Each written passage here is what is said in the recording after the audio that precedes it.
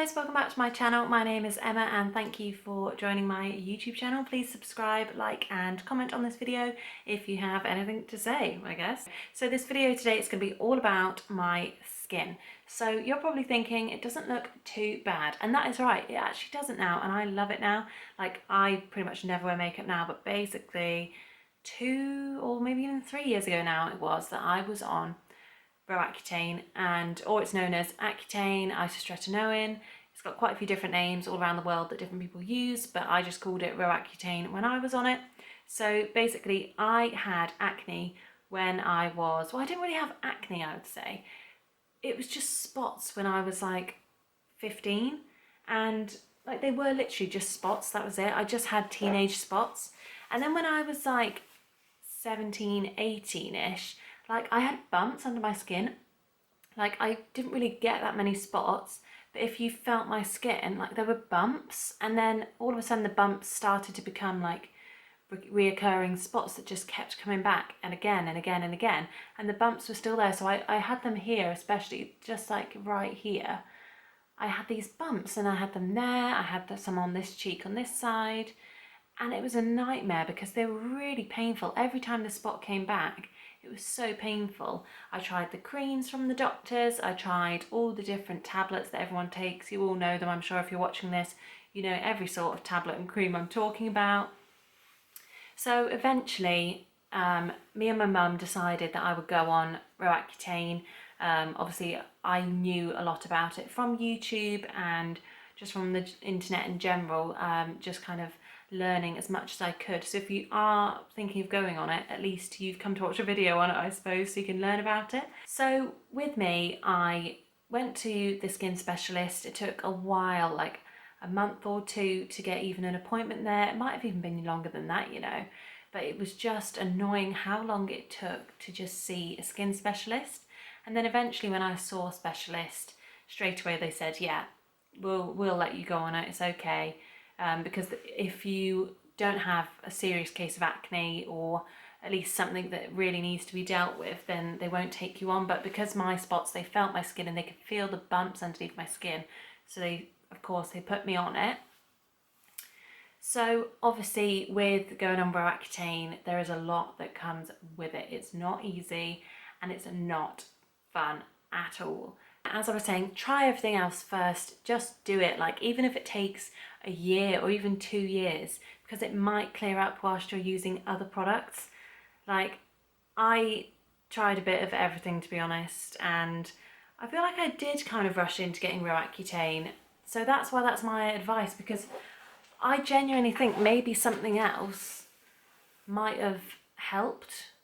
Because going on Accutane for me was really hard. Like, it was not easy at all. And I'm sorry, I keep moving. I'm quite like a strong, open-minded, positive person, but it was hard. Like, it messed me up.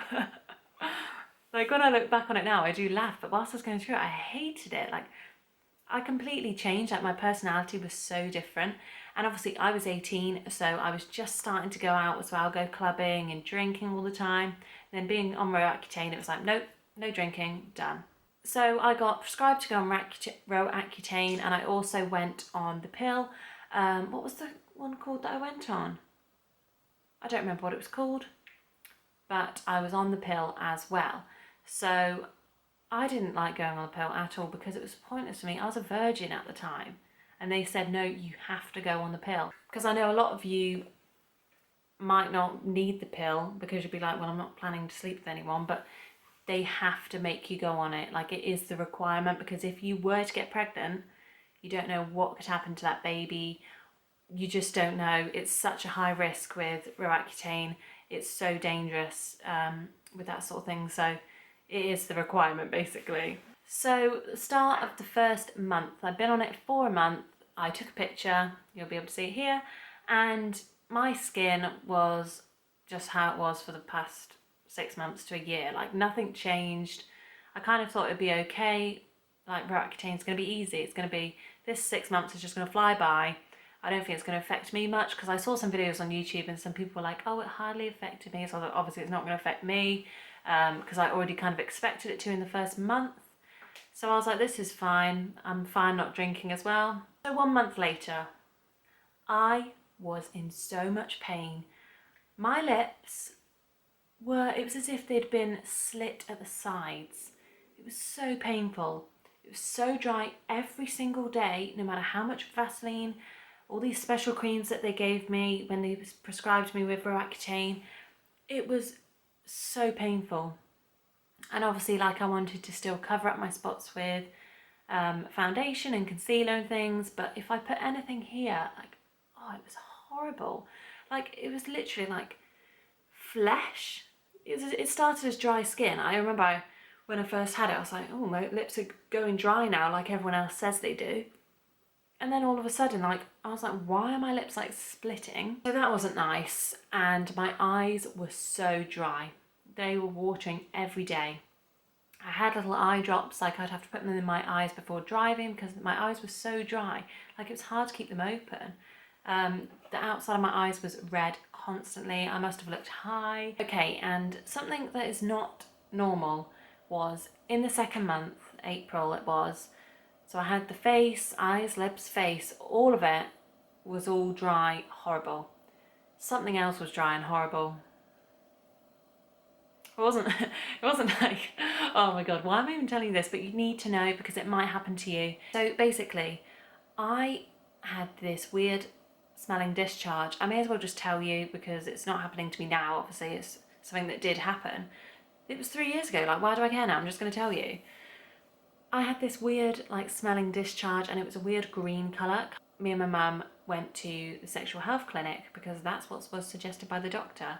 So off we went, me being a virgin, going to the sexual health clinic. Like, obviously they test you for different things like yeast infections, like it's not just to do with things transmitted through sexual intercourse. So, why am I laughing? I remember me and my mum were sat in the waiting room, we're like, and we saw someone that we knew. Anyway, I had all these different tests, all those swabs. I had a high swab when I was 18. Do you know how painful that was for me? Oh my god, it honestly, I swear, it ripped. They put this big metal thing inside you. I'll put a picture. They put it inside you, they open it up, and then they take a little swab. I had all the tests, pregnancy test again, you name it, this, that and the other, testing me. And it turns out that they didn't know what I had. So they were all clueless, like all the tests came back and they were like, well, you haven't got bacterial vaginosis, you haven't got this, you haven't got that, you haven't got all these STIs, you haven't got this, you're not pregnant. And we were like, well, what is it then? They didn't know.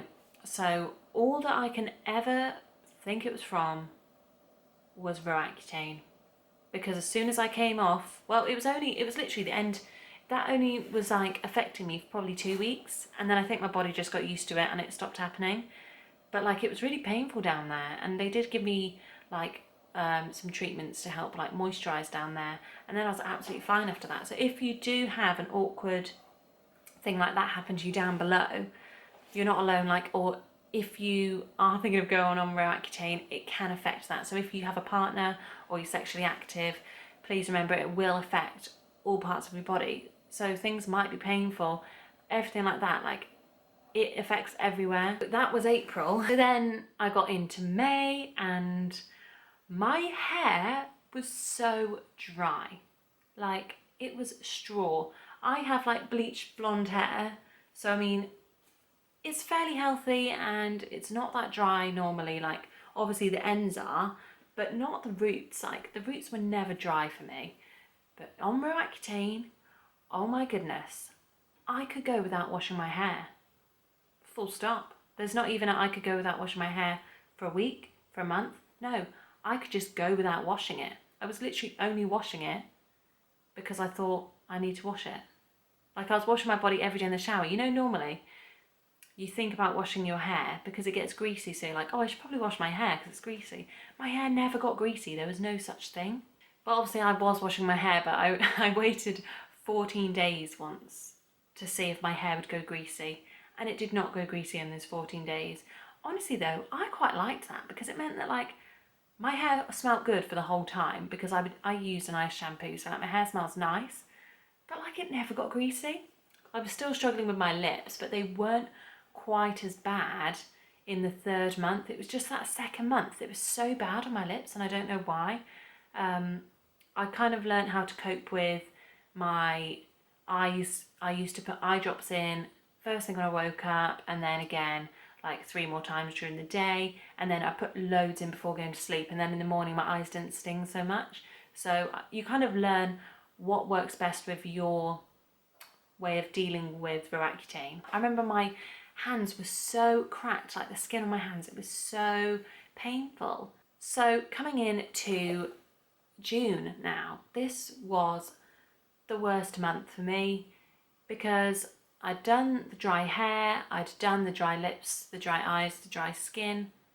However, the acne that was stuck under my skin had decided it was time to come out. And this really hurt. You know, in your face, when you have a really big spot and it throbs and it's so sore. If you're watching this, I'm sure you know that pain. This was all over my face because all the gunk and spots that were stuck under my skin came out. My face was so red and sore. I did squeeze the odd few, which I shouldn't have done, but I did. Obviously, everyone always says don't squeeze your spots, but you have to squeeze a few. Obviously not the really painful ones, like the ones that were here. They were just so painful, I couldn't even touch that area. So the last couple of months I was on Roaccutane. I didn't have any more side effects, my body just got used to everything. And yeah, my body was just chilling on Roaccutane. That was that really. And that was pretty much the end of my Roaccutane journey. So I still had scars. I had, they like, you see I have loads of freckles. I have like loads of moles and freckles all over my face. But see, that's a scar there. I still do have quite a few scars, and this is like 2 or 3 years on now. So scars do take a long time to go, and I have a dermo roller, I've had microneedling. Like, it's just something that you kind of have to deal with really. But I do have a lot of moles, so my scars kind of blend in. As you can see here, I did actually have an outbreak last week. And that's because I had so much dairy. I ate chocolate, cheese, milk. I ate everything dairy for like 3 days straight. And so I know now, well, I knew before, I just ate loads of chocolate anyway, but I know what gives me spots and what doesn't now, whereas before it was just I had spots and that was that. Now I know if it's my time of the month, then I get like a few spots to let me know it's coming. If I eat loads of dairy, then I always get spots because it lets me know I've had too much dairy. So there's so much with my skin that I know now that I didn't know before, now that I actually kind of get spots for a reason rather than just having them. So yeah, this is my skin now. It's so much better. I'm glad that I went on Roaccutane, but I always want to warn people, it's not as fun as it seems and it's not easy at all.